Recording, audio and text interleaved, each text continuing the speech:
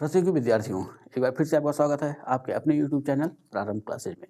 भारत की नदियां पढ़ रहे हैं। भारत की नदियों के तहत हिमालय की नदियां हम देख चुके हैं, यानी हिमालय के नदी तंत्रों को हमने देख लिया है।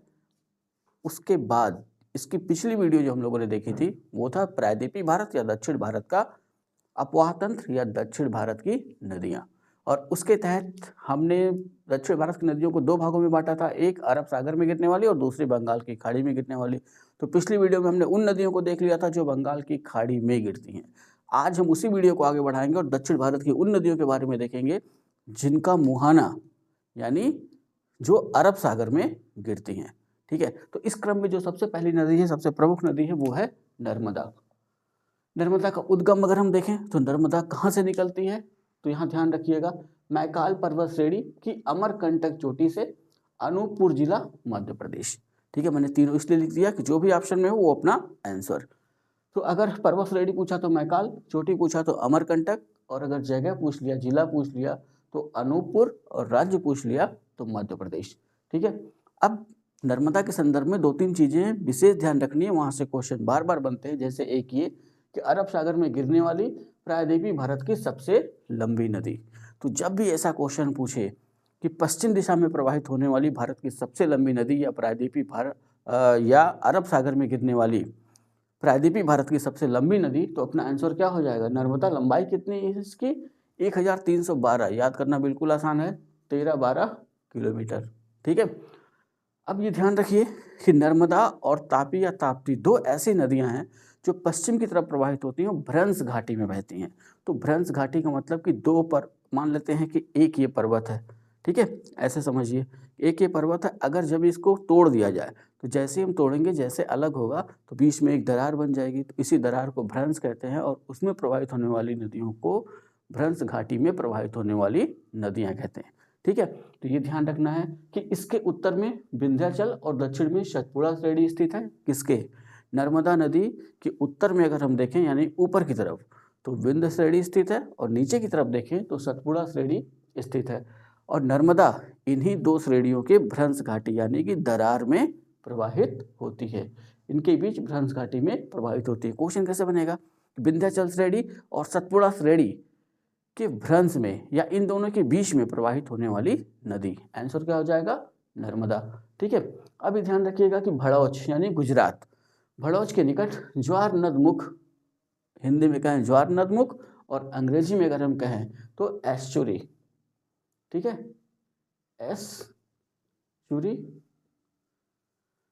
एस्चुरी का निर्माण करते हुए अरब सागर में खंबात की खाड़ी गुजरात में गिरती है।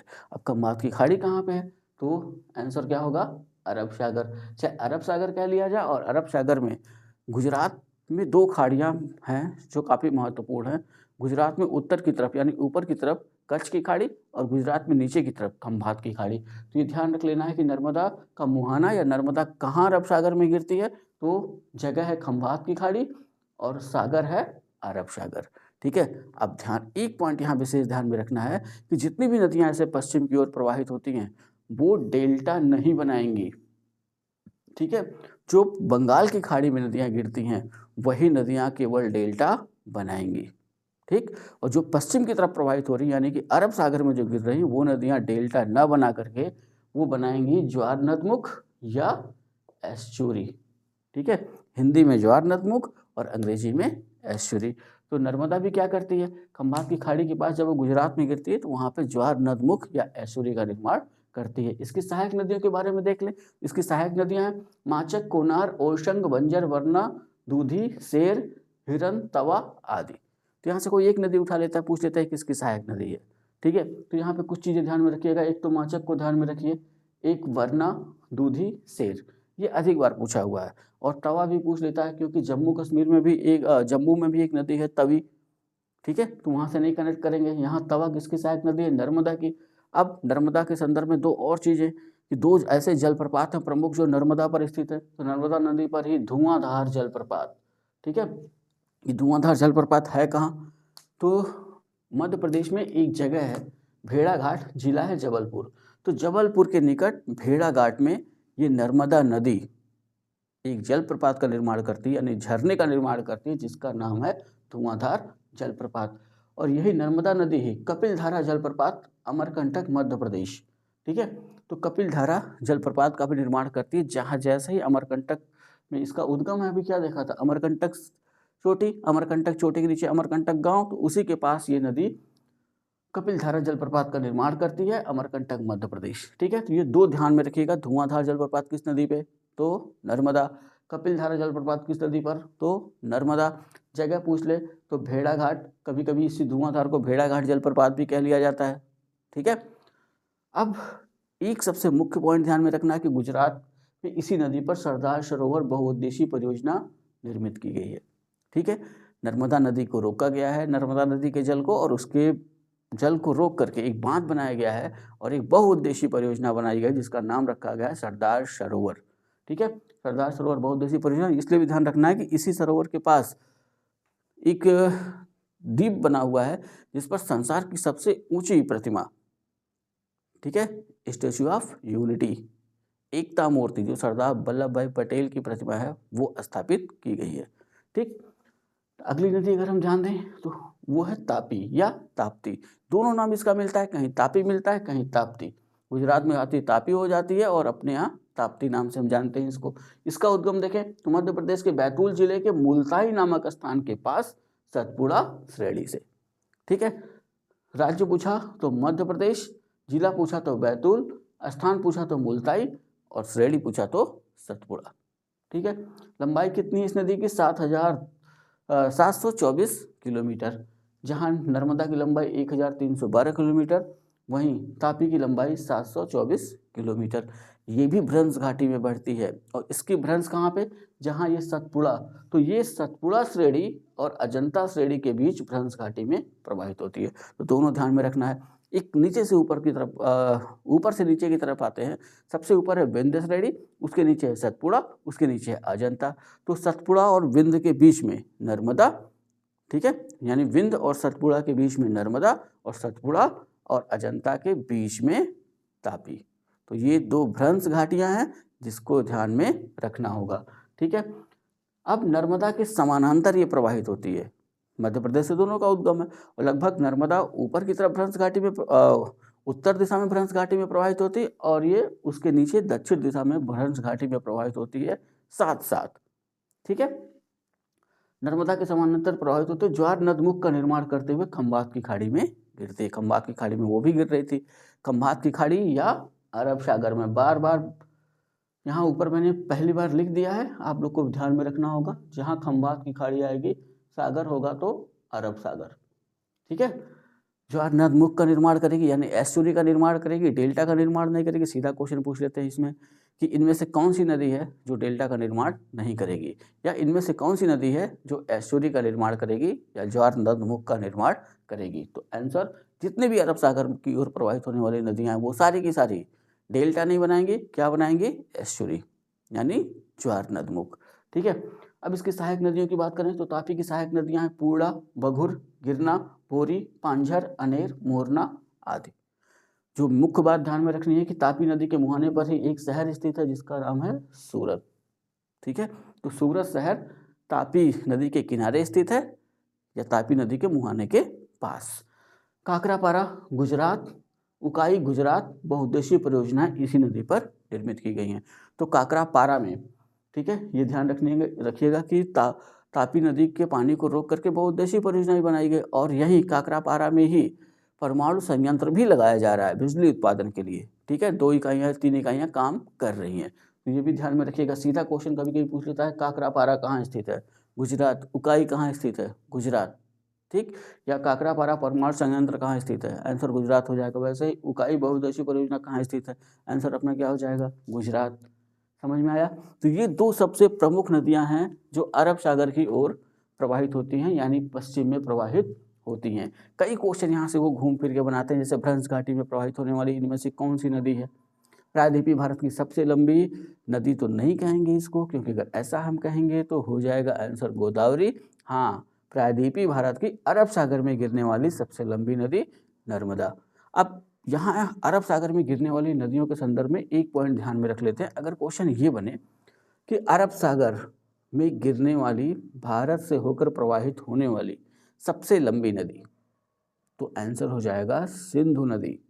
ठीक है, सिंधु अरब सागर में ही गिरती है।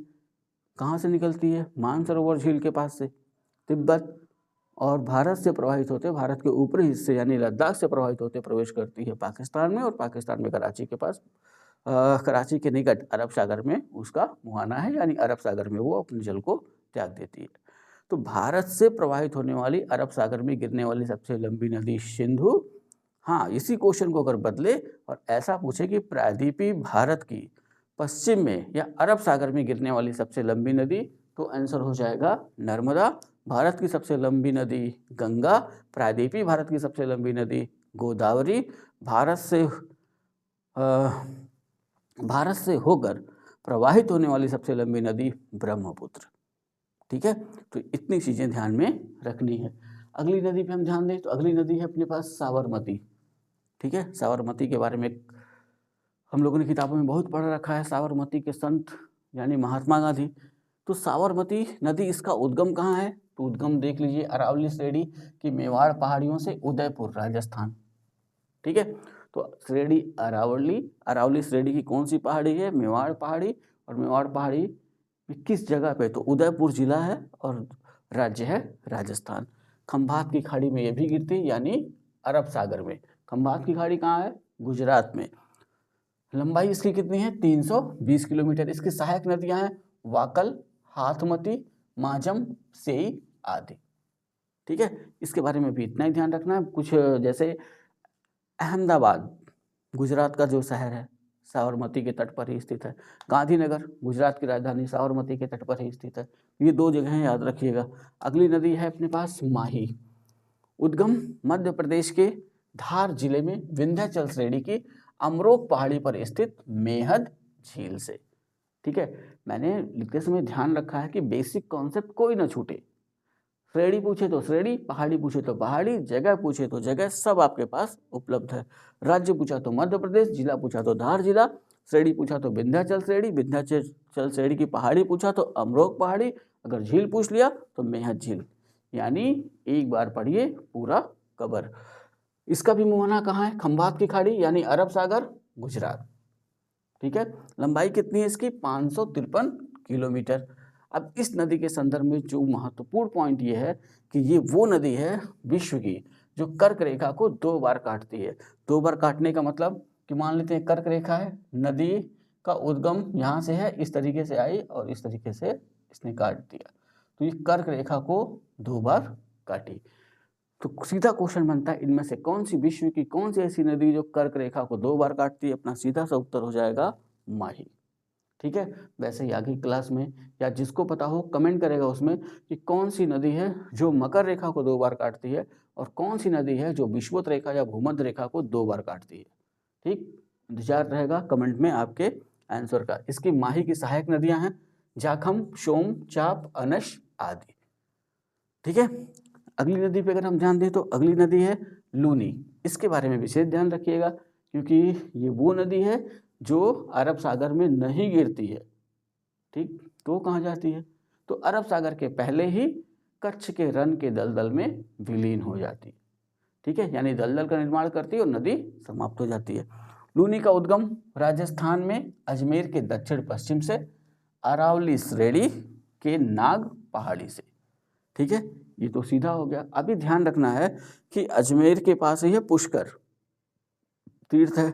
पुष्कर के समीप 2 धाराओं सरस्वती या सुरसती जिसका उद्गम है पुष्कर झील, सरस्वती और सागरमती के रूप में उत्पन्न होती है।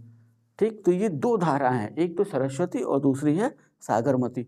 वहीं राजस्थान में ही गोविंदगढ़ के निकट दोनों के मिलने से संयुक्त धारा लूनी नाम से आगे बढ़ती है या लूनी नाम से जानी जाती है।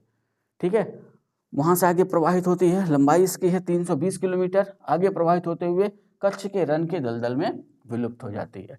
विलुप्त का मतलब कि दलदल का निर्माण करती है और नदी वहीं पे समाप्त हो जाती है। क्वेश्चन कैसे बनेगा? इनमें से कौन सी ऐसी नदी जो पश्चिम की ओर प्रवाहित होती है लेकिन अरब सागर में नहीं गिरती है? कौन सी नदी है जो कच्छ के रन के दलदल में विलुप्त हो जाती है? कौन सी नदी है जो कच्छ के रन के दलदल का निर्माण करती है? सबका आंसर क्या? लूनी। ठीक है, इसकी सहायक नदियां याद करने में आसानी होगी क्योंकि सबसे अलग नाम। ठीक है, मीठड़ी, सूखड़ी, लीलड़ी, जवाई, सरस्वती।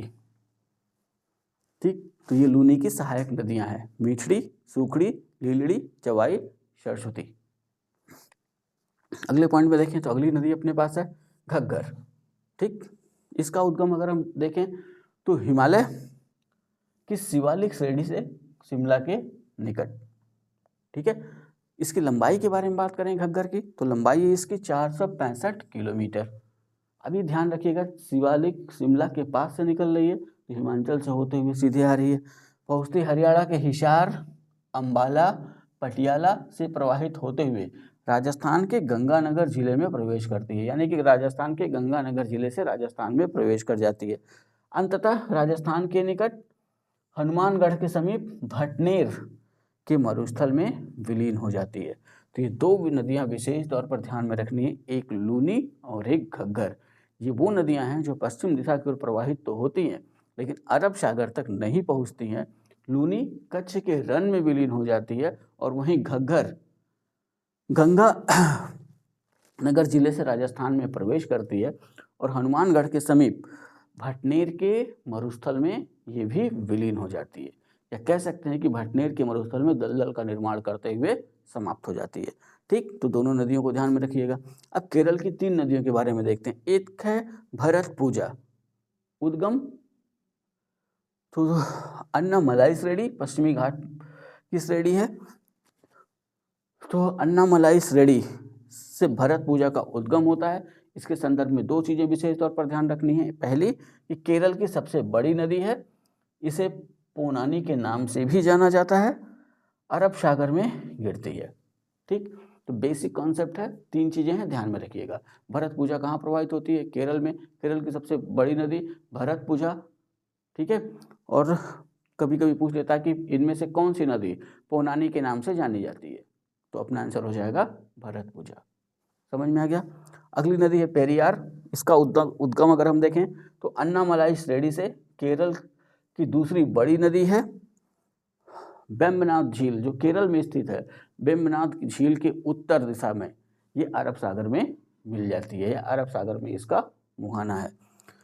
अगली नदी हम देखें तो पंबा। इसका भी उद्गम है अन्नामलाई श्रेणी, और इस नदी को इसलिए ध्यान में रखना है कि ये वो नदी है जो वेम्बनाड झील में जिसका मुहाना है। ठीक है, अरब सागर में न होकर के ये नदी वेम्बनाड झील में जाकर के मिल जाती है या वेम्बनाड झील में गिरती है। ठीक, तो केरल की इन 3 नदियों को ध्यान में रखिएगा। और भी पश्चिम की ओर प्रवाहित होने वाली और भी नदियां हैं जिनका मैं यहाँ पे सिर्फ अभी नाम ले लेता हूँ, कभी और कोई क्लास होगी तो वहाँ इसका थोड़ा सा वर्णन करूँगा। तो नीचे मैंने लिख रखा है कि अरब सागर में गिरने वाली अन्य नदियाँ। ठीक है, तो यहाँ ध्यान रखिए, मैंने यहाँ 4 कालिंदी या काली, वेदती, शरावती, गंगावेली, तो ये कर्नाटक की नदियाँ हैं। ठीक है, कर्नाटक की वो नदियाँ जो अरब सागर में गिरती हैं। ठीक, वैसे ही वहाँ मांडवी, जुआरी, चपोरा, ये वो नदियाँ हैं गोवा की जो अरब सागर में गिरती हैं। ठीक है, शत्रुंजय, भादर या भद्रा, ये गुजरात की वो नदियाँ हैं जो कहाँ गिरती हैं? अरब सागर में गिरती हैं। ठीक है, यानी पश्चिम की ओर प्रवाहित होती हैं। बैतरणी ये महाराष्ट्र की है जो अरब सागर में गिरती है, यानी महाराष्ट्र में इसका उद्गम है। ढाढर, इसका उद्गम भी है गुजरात, और इसका भी मुहाना कहाँ पे है? इसका भी मुहाना है अरब सागर यानी पश्चिम की ओर। ठीक है, तो ये प्रमुख वो नदियाँ थी जो पश्चिम की ओर प्रवाहित होती हैं, अरब सागर में गिरती हैं। इसमें से एक नदी का नाम मैं लेना चाहूँगा, शरावती, कर्नाटक के शिमोगा जिले से निकलती है, और इस नदी द्वारा ही जोग या गरशोप्पा या महात्मा गांधी जलप्रपात का निर्माण किया जाता है। ठीक है, इतना समझ में आ गया। तो इतनी वो नदियां हैं जो पश्चिम की तरफ प्रवाहित होती हैं। तो इन 2 वीडियो में हमने दक्षिण भारत की मुख्य नदियों के बारे में देख लिया है, उनका उद्गम देख लिया है, उनका मुहाना देख लिया है। ध्यान क्या रखना है कि वो नदियां जो बंगाल की खाड़ी की ओर प्रवाहित होती है, बंगाल की खाड़ी में जिनका मुहाना है, वो नदियां निर्माण करेंगी डेल्टा का, एस्चुरी का नहीं। वो नदियां जो अरब सागर में गिरती हैं, भारत की ये ध्यान रखिएगा, यहाँ अरब सागर वाला जो कॉन्सेप्ट है ना एस्चुरी वाला, ये सिंधु पे जो है, सिंधु पे भी लागू होगा लेकिन उतनी अच्छी तरीके से लागू नहीं होता है। तो भारत के संदर्भ में जो दक्षिण भारत की या प्रायद्वीपीय भारत की वो नदियाँ जो पश्चिम की ओर प्रवाहित हो रही हैं, वो डेल्टा का निर्माण नहीं करेंगी, वो सीधे-सीधे निर्माण करेंगी एस्चुरी का। ठीक है? तो ये खत्म हुआ हमारा भारत की नदियाँ। अब व्यवस्था ये है कि 1 हफ्ते बचे हुए हैं पेट के पेपर के लिए। अब पूरा फोकस हम करेंगे पेट की तरफ। इस 1 हफ्ते के भीतर हम हर प्रमुख चीज़ देखेंगे करंट के साथ-साथ। ठीक है? आपको बने रहना होगा हमारे साथ, अगर चाहते हैं कि नंबर अच्छे आएँ तो। बाकी जो सिलेबस है उसको पढ़ते रहिए। जैसे हिंदी के 5 क्वेश्चन आने उनको देखते रहिए। सामान्य विज्ञान के कुछ क्वेश्चन मैं यहाँ चर्चा कर दूँगा। वैसे इकोनॉमिक्स के कुछ क्वेश्चन हैं अर्थव्यवस्था के, वो मैं चर्चा कर दूँगा। जैसे कि मैंने पीछे वीडियो में बता रखा था, प्लेलिस्ट में जाइए, वहाँ भूगोल, भारत का भूगोल जो प्लेलिस्ट बनी हुई है उसको ओपन करिए और वहाँ से शुरुआत से 8 या 9 वीडियो हैं, यानी वहाँ तक देखना है जहाँ तक जो अगली वीडियो है भारत की भूगर्भिक संरचना, वो बाद में देखिएगा, लेकिन भारत की भूगर्भिक संरचना के पहले की जो भी 8 या 9 वीडियो हैं भारत के भूगोल से संबंधित, उसको देख लीजिएगा। वहाँ से क्वेश्चन आपको मिलेंगे ही मिलेंगे। ठीक है? और बाकी प्राचीन भारत के बारे में अधिकतर मैंने बता ही दिया है।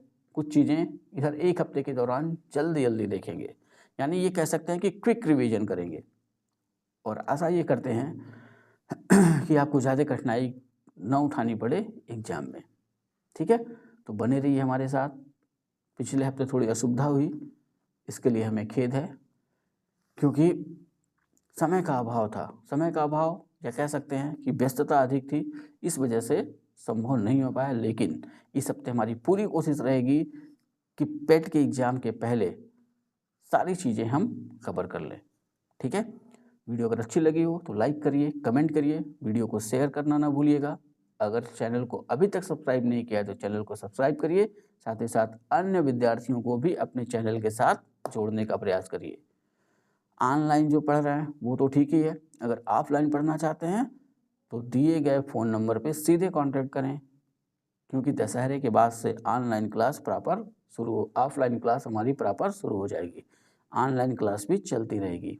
ठीक है? तो इतना तैयार करिए, अच्छे से तैयार करिए। मिलते हैं नेक्स्ट वीडियो में, तब तक के लिए जय हिंद।